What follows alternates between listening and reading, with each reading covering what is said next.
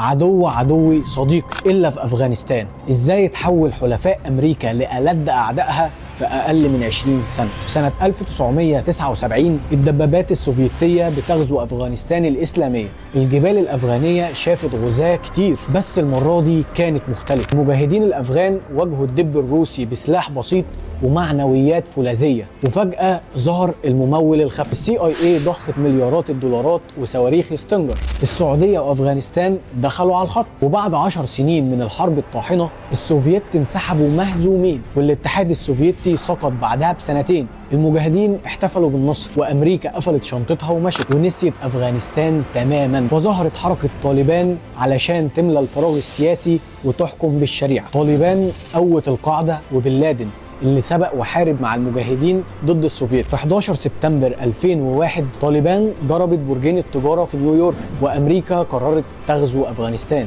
والإسلاميين اللي CIA دربهم وسلحهم امبارح بقوا أخطر أعداء أمريكا النهاردة. 20 سنة من حرب أمريكا في أفغانستان انتهت زي ما بدأت. طالبان رجعت للحكم تاني، وأمريكا انسحبت زي السوفييت. لكن السؤال هنا، إزاي المجاهدين قدروا يهزموا القوتين واحدة ورا التانية؟